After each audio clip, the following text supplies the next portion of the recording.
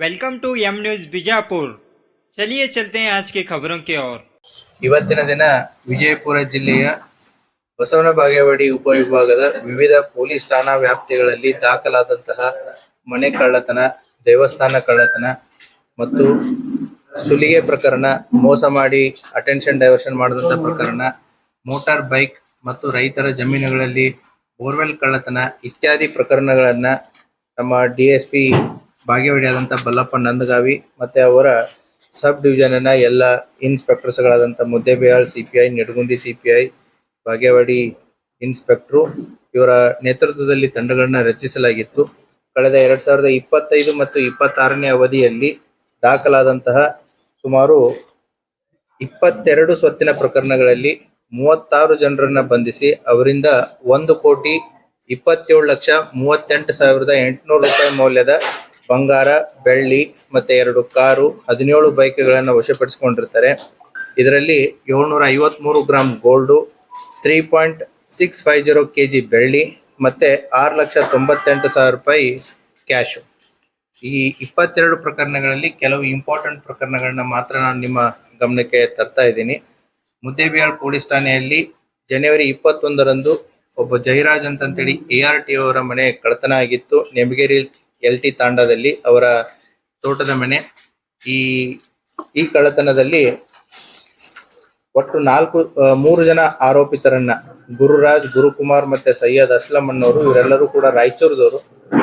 ಇವರನ್ನ CPI ಮುದ್ದೇಬಿಹಾಳ್ ಅವರ ನೇತೃತ್ವದ ತಂಡ, ಮುದ್ದೇಬಿಹಾಳ್ PSI ಮತ್ತೆ CPI ಮುದ್ದೇಬಿಹಾಳ್ ಅವರ ನೇತೃತ್ವದ ತಂಡ ಮತ್ತೆ ಅವರ ಅಧಿಕಾರಿಯವರು ಬಂಧಿಸಿ ಅವರಿಂದ 26 ತೊಲೆ ಬಂಗಾರ, 3.5 kg ಬೆಳ್ಳಿ ಮತ್ತೆ 4,30,000 ರೂಪಾಯಿ ಕ್ಯಾಶು ಮತ್ತೆ ಅಫೆನ್ಸಿಗೆ ಬಳಸಿದಂತ ಒಂದು ಇನೋವಾ ಕಾರು, ಹೀಗೆ ಒಟ್ಟು 51,35,000 ರೂಪಾಯಿ ಮೌಲ್ಯವನ್ನ ವಶಪಡಿಸಿಕೊಂಡಿರ್ತಾರೆ.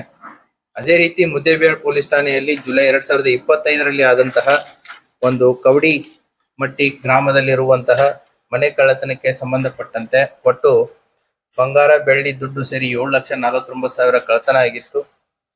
ಅದರಲ್ಲಿಯೂ ಕೂಡ ಪ್ರಕರಣದ ಆರೋಪಿ ಬಸವರಾಜ್ ಹೊಕ್ರಾಣಿ ಅನ್ನೋರನ್ನ ಬಂಧಿಸಿ ಕಳ್ಳತನ ಆದಂತಹ ಎಲ್ಲ ಬೆಳ್ಳಿ, ಬಂಗಾರ ಮತ್ತೆ ದುಡ್ಡನ್ನ ಪತ್ತೆ ಮಾಡಿರ್ತಾರೆ. ಇವನ್ ಮೇಲೆ ಒಂದಕ್ಕಿಂತಲೂ ಹೆಚ್ಚು ಪ್ರಕರಣಗಳಿತ್ತು. ಅದೇ ರೀತಿ ಮುದ್ದೇಬಿಹಾಳ್ ಪೊಲೀಸ್ ಠಾಣೆ ಕ್ರೈಮ್ ನಂಬರ್ 236/25 ಕಳೆದ ಜೂನ್ ನಲ್ಲಿ ಆದಂತಹ ಘಟನೆ. ಮುದ್ದೇಬಿಹಾಳ್ ಬಸ್ತಿ ಓಣಿಯಲ್ಲಿರುವಂತಹ ಒಬ್ಬರ ಮನೆಯನ್ನು ನೋಡಿದಾಗ ಅದು ಕೀಲಿ ಮುರಿದಿತ್ತು. ಕೀಲಿ ಮುರಿದು ಒಳಗಡೆ ಇದ್ದಂತಹ ಬಂಗಾರದ ಆಭರಣಗಳು ಮತ್ತೆ ದುಡ್ಡು ಮಿಸ್ ಆಗಿತ್ತು. ಒಟ್ಟು 12,75,000 ರಷ್ಟು ದುಡ್ಡು ಮತ್ತೆ ಒಡವೆ ಕಳ್ಳತನ ಆಗಿತ್ತು. ಇದರಲ್ಲಿ ಕಾನೂನಿನ ಸಂಘರ್ಷಕ್ಕೆ ಒಳಗಾದಂತಹ 4 ಜನರನ್ನ ಅವ್ರನ್ನು ಕೂಡ ಪತ್ತೆ ಮಾಡಿ ಅವರಿಂದನೂ ಕೂಡ ಇದನ್ನ ರಿಕವರಿಯನ್ನ ಮಾಡಿರ್ತಾರೆ. ಅದೇ ರೀತಿ ನಿಡಗುಂದಿ ಪೊಲೀಸ್ ಠಾಣೆ ಕ್ರೈಮ್ ನಂಬರ್ 94/2025 ಗಬಸಾವಳಿಗೆ ಅನ್ನುವಂತ ಒಂದು ಹಳ್ಳಿಯಲ್ಲಿ ನಿರ್ಮಲಾ ಅಲಿಯಾಸ್ ನೀಲಮ್ಮ ಗಬಸಾವಳಿಗೆ ಅವರ ಸರ್ನೇಮು, ಊರು ಕಿರಿಶಾಳು. ಇವರು ಹೊಲದಲ್ಲಿ ಕೆಲಸ ಮಾಡ್ತಿರ್ಬೇಕಾದ್ರೆ ಕೊರಳಲ್ಲಿದ್ದಂತ ಚೈನನ್ನ ಕಿತ್ಕೊಂಡು ಹೋಗಿರ್ತಾನೆ, ಸುಮಾರು 37 ಗ್ರಾಮದ್ದು. ಆ ವ್ಯಕ್ತಿಯನ್ನ ಕೂಡ ರಮೇಶ್ ಚಿತ್ರಿಗೆ ಅನ್ನುವಂತ ಒಬ್ಬ ವ್ಯಕ್ತಿಯನ್ನ ಕೂಡ ಪತ್ತೆ ಮಾಡಿ ಆ ರಾಬರಿ ಕೇಸನ್ನ ಕೂಡ ಪತ್ತೆ ಮಾಡಿರ್ತಾರೆ. ಸುಮಾರು 1,95,000 ವ್ಯಾಲ್ಯೂನ 37 ಗ್ರಾಮದ ಚೈನನ ತಾಳಿ ಸರ ಅದನ್ನು ಕೂಡ ಪತ್ತೆ ಮಾಡಿದ್ದಾರೆ. ತಾಳಿಕೋಟೆ ಪೊಲೀಸ್ ಠಾಣೆಯಲ್ಲಿ 2023ರಲ್ಲಿ ಬೈಕ್ ಕಳ್ಳತನ ಆಗಿತ್ತು. ಆ ಆರೋಪಿಯ ಹಿನ್ನೆಲೆ ಅಂತ ಹೋದಾಗ ಆತನಿಂದ ಒಟ್ಟು ಬೇರೆ ಬೇರೆ ಪೊಲೀಸ್ ಠಾಣೆಗಳಲ್ಲಿ ದಾಖಲಾದಂತಹ ಒಟ್ಟು 5 ಪ್ರಕರಣಗಳಲ್ಲಿ ಆತನ ಹತ್ರ ಇದ್ದಂತಹ 5 ಟೂ ವೀಲರ್ಸ್ ಗಳನ್ನ ಕೂಡ ಪತ್ತೆ ಮಾಡಿದ್ದಾರೆ. ಆತನ ಪ್ರಕಾಶ್ ತಳವಾರ್ ಅನ್ನುವಂತ ಒಬ್ಬ ವ್ಯಕ್ತಿ ಸುಮಾರು 5 ಬೈಕ್ಗಳು ಆತನಿಂದ ವಶಪಡಿಸಿಕೊಂಡಿದ್ದಾರೆ. ಅದೇ ರೀತಿ ಬಸವನ ಬಾಗೇವಾಡಿ ಪೊಲೀಸ್ ಠಾಣೆಯಲ್ಲಿ ಅಟೆನ್ಷನ್ ಡೈವರ್ಷನ್ ಮಾಡಿದ್ರು. ಅಟೆನ್ಷನ್ ಡೈವರ್ಷನ್ ಮಾಡಿ 2024ರಲ್ಲಿ ಆದಂತ ಅಟೆನ್ಷನ್ ಡೈವರ್ಷನ್, ಅದರಲ್ಲಿನೂ ಕೂಡ 2 ವ್ಯಕ್ತಿಗಳನ್ನ ಪತ್ತೆ ಮಾಡಿ ಅವರಿಂದ 70,000 ಕಿಮ್ಮತ್ತಿನ ಬೋರ್ಮಾಳು ಮತ್ತೆ 70,000 ಕಿಮ್ಮತ್ತಿನ ಮೇಲ್ಗುಂಡ, ಅದೇ ರೀತಿ ಅಫೆನ್ಸಿಗೆ ಬಳಸಿದಂತ ಟೂ ವೀಲರ್ನ ಕೂಡ ವಶಪಡಿಸಿಕೊಂಡಿದ್ದಾರೆ. ಕೂಡ್ಗಿ ಪೊಲೀಸ್ ಠಾಣೆಯಲ್ಲಿ 2025ರಲ್ಲಿ ಏನು ಮಸೂತಿ ಗ್ರಾಮದಲ್ಲಿರುವಂತಹ ಗಣಾಚಾರ್ಯ ಅನ್ನೋರ ಮನೆಯಲ್ಲಿ ಕೀಲಿ ಮುರಿದು ಕಳ್ಳತನ ಮಾಡಿದ್ರು. ಅದನ್ನು ಕೂಡ ಅದರಲ್ಲಿದ್ದಂತ 2 ಆರೋಪಿತರಿಂದ ಮತ್ತು ಕೃತ್ಯಕ್ಕೆ ಬಳಸಿದಂತ ಬೈಕನ್ನ ಇದನ್ನ ಮಾಡಿ ಅದರಲ್ಲಿ ಕೂಡ ಪ್ರಾಪರ್ಟಿಯನ್ನ ರಿಕವರಿ ಮಾಡಿದ್ದಾರೆ. ಮತ್ತೆ ನಿಡಗುಂದಿ ಪೊಲೀಸ್ ಠಾಣಾ ವ್ಯಾಪ್ತಿಗೆ ಬರುವಂತಹ ಒಂದಾಲ್ ಗ್ರಾಮದಲ್ಲಿ ದೇವಸ್ಥಾನ ಕಳ್ಳತನ ಆಗಿತ್ತು. ಆ ದೇವಸ್ಥಾನ ಕಳ್ಳತನಕ್ಕೆ ಸಂಬಂಧಪಟ್ಟಂತೆ ಇಬ್ಬರು ಆರೋಪಿತರನ್ನ ಪತ್ತೆ ಮಾಡಿ ಅವರಿಂದ ಮೋಟರ್ ಸೈಕಲ್ ಸೇರಿ ದೇವಸ್ಥಾನದಲ್ಲಿದ್ದಂತ ಒಡವೆಗಳನ್ನ ಕೂಡ ರಿಕವರಿ ಮಾಡಿದ್ದಾರೆ. ಈ ರೀತಿಯಾಗಿ ನಾವು ಕಳೆದ ನವೆಂಬರ್ ಮತ್ತೆ ಡಿಸೆಂಬರದಲ್ಲಿ ಈ ಅಪರಾಧ ಪತ್ತೆಗೋಸ್ಕರ ಸ್ಪೆಷಲ್ ಟೀಮ್ಸ್ ಗಳನ್ನ ಮಾಡಿ ಅವುಗಳನ್ನ ಪತ್ತೆಗೋಸ್ಕರ ಅಂತಂತ ಹಿಂದ್ ಬಿದ್ದಾಗ 2023, 24 ಮತ್ತೆ 25ರ ಪ್ರಕರಣಗಳನ್ನು ಕೂಡ 26ರ ಪ್ರಕರಣಗಳನ್ನ ಕೂಡ ನಮ್ಮ ಬಾಗೇವಾಡಿ ಉಪವಿಭಾಗದ DSP ಅವರ ನೇತೃತ್ವದಲ್ಲಿ ಮತ್ತೆ ಅವರ ಉಪವಿಭಾಗದ ಎಲ್ಲ ಇನ್ಸ್ಪೆಕ್ಟರ್ಸ್ ಮತ್ತೆ PSI ಅವರು ಮತ್ತೆ ಅವರ ಸಿಬ್ಬಂದಿ ವರ್ಗದವರು ಎಲ್ಲರೂ ಸೇರಿ ಸುಮಾರು 22 ಸ್ವತ್ತಿನ ಪ್ರಕರಣಗಳಲ್ಲಿ 36 ಜನರನ್ನ ಬಂಧಿಸಿ ಅವರಿಂದ 1,27,38,800 ರೂಪಾಯಿ ಮೌಲ್ಯದ ಬಂಗಾರ, ಬೆಳ್ಳಿ ಮತ್ತೆ 2 ಕಾರು, 17 ಬೈಕ್ಗಳನ್ನ ಪತ್ತೆ ಮಾಡಿದ್ದಾರೆ. ಇವರ ಕರ್ತವ್ಯವನ್ನ ನಾನಾಗ್ಲಿ ಮತ್ತೆ ಇಲಾಖೆಯವರು ಅವರ ಕರ್ತವ್ಯವನ್ನ ನಾವು ಶ್ಲಾಘಿಸ್ತೀವಿ. ಸೊ ಅವರಿಗೆ congratulations, thank you. Appreciation certificate to our staff, ಅದಾದ್ಮೇಲೆ ಪ್ರಾಪರ್ಟಿ ಡಿಸ್ಪ್ಲೇ.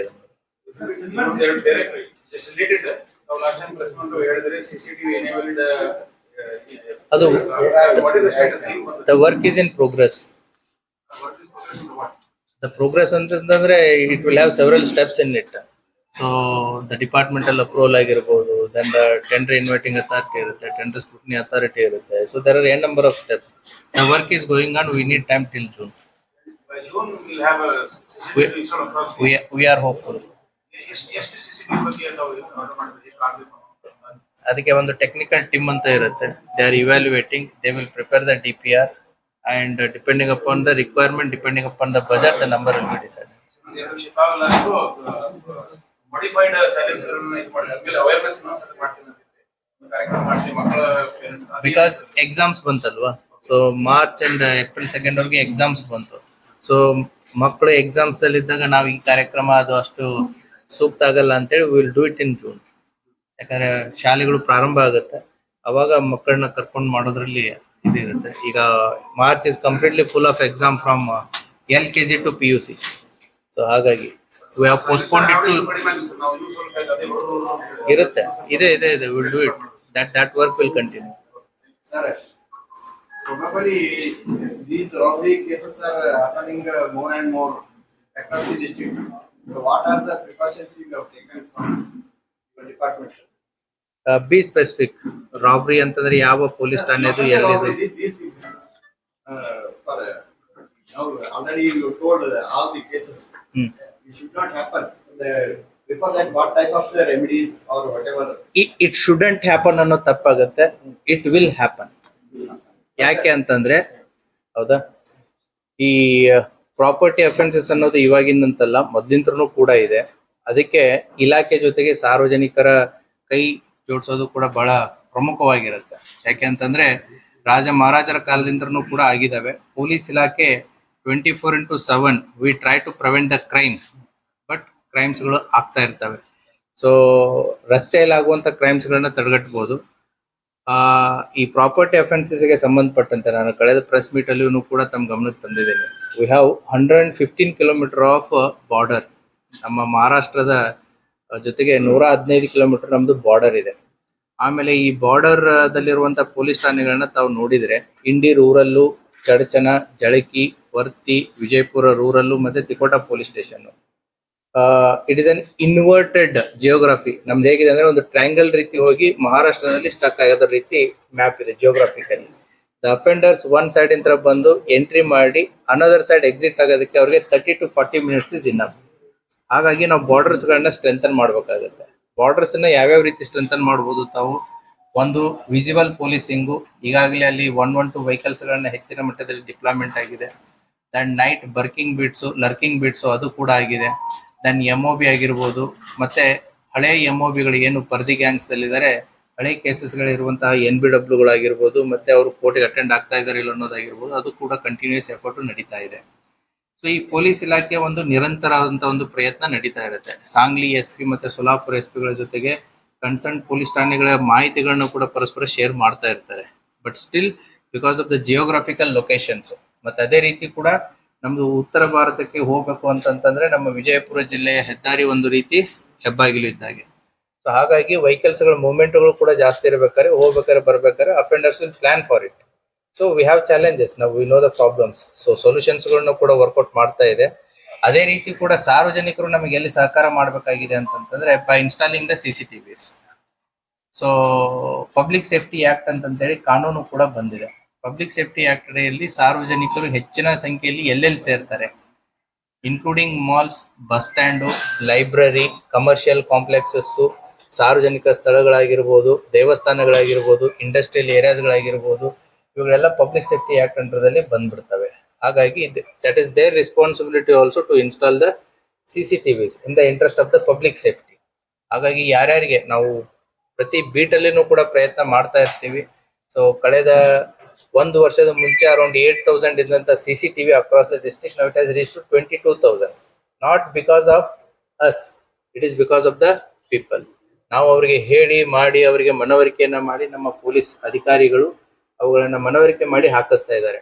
ಹಾಗಾಗಿ ಈ ಯಾವುದೇ ಕಳ್ಳತನ ಪ್ರಕರಣಗಳಾದಾಗ ನಮಗೆ at least we are able to find ಯಾರು ಬಂದ್ರು, ಯಾರು ಹೋದ್ರು, ಯಾವಾಗ ಹೋದ್ರು ಅಂತ ಹೇಳಿ. ಸೊ ಹಾಗಾಗಿ ಒಂದು CCTV ಅಂತಂತಂದ್ರೆ 3 ಜನ ಸಿಬ್ಬಂದಿ 24/7 ಕೆಲಸ ಮಾಡಿದಾಗೆ ಅಲ್ಲಿ. So the more number of CCTVs on the road prevents a lot of crimes. ಹಾಗಾಗಿ ತಮ್ಮ ಮೂಲಕನೂ ಕೂಡ ಸಾರ್ವಜನಿಕರಿಗೆ ವಿನಂತಿ ಏನು ಅಂತಂತಂದ್ರೆ ಯಾರಿಗೆ ಶಕ್ತಿ ಇದೆ, ಸೊ ಪುಟ್ CCTVs. ಸೊ ತಮ್ಮ ಸುರಕ್ಷತೆಗೂ ಆಯಿತು, ಸಾರ್ವಜನಿಕರ ಸುರಕ್ಷತೆಗೂ ಆಯಿತು. That drive will continue. There is no end to it. Silver biscuits ARTO ಕೇಸಲ್ಲಿ ರಿಕವರಿ, ಅದನ್ನ ಕರಗಿಸಿ ಎಲ್ಲ ಇದನ್ನ ಮಾಡಿದ್ರು, ಕಳ್ತನ ಮಾಡಿ ಅದನ್ನ ಡಿಸ್ಪೋಸ್ ಮಾಡಾಗಿತ್ತು. ಆಮೇಲೆ ರಿಕವರಿ ಮಾಡಿದ್ದು ಆಸ್ ಇಟ್ ಈಸ್, ಅದು ಕರಗಿಸಿದ್ದಿತ್ತಲ್ಲ ಅದೇ ರೀತಿನೇ ರಿಕವರಿ ಮಾಡಿದ್ರು. ಈಗ ಕರ್ನಾಟಕದಲ್ಲಿ ಅತಿ ಹೆಚ್ಚು ಬಂಗಾರ ಕಳ್ಳತನ ನಮ್ಮ ಬಿಜಾಪುರದಲ್ಲಿ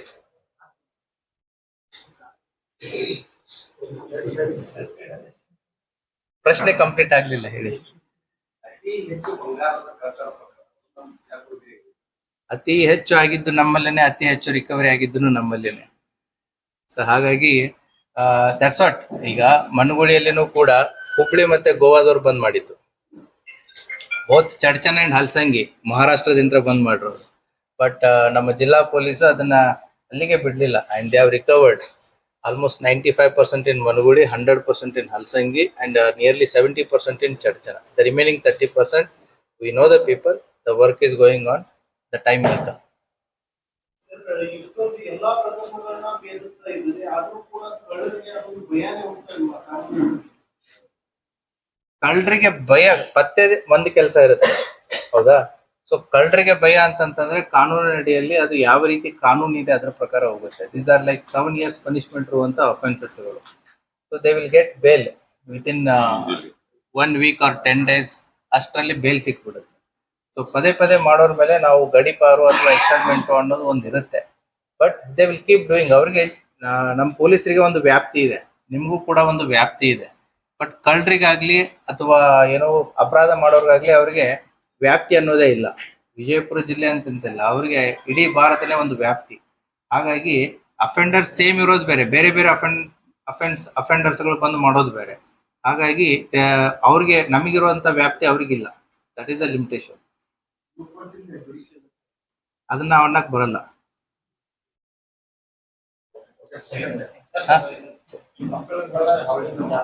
ನಮ್ಮಲ್ಲಿ ಯಾವುದೇ ಇಲ್ಲಪ್ಪ, ನಮ್ಮಲ್ಲಿ ಆ ರೀತಿ ಯಾವುದೂ ಇಲ್ಲ. ಸೊ ಅಂತ ಯಾವ ಸುದ್ದಿನೂ ಇಲ್ಲ, ಯಾವುದೂ ಇಲ್ಲ. ಅದಕ್ಕೆ ಯಾರು ಕಿವಿ ಕೊಡೋದು ಬೇಡ. ಅಂತದ್ ಏನಾದ್ರು ಇದ್ರೆ ಇಮಿಡಿಯೇಟ್ಲಿ ದೇ ಕ್ಯಾನ್ ಕಾಲ್ 112. ಆ ರೀತಿ ಯಾವುದೂ ಇಲ್ಲ. ನಮ್ಮ ಸಿಬ್ಬಂದಿಗೆ ಒಂದು ಅಪ್ರಿಸಿಯೇಷನ್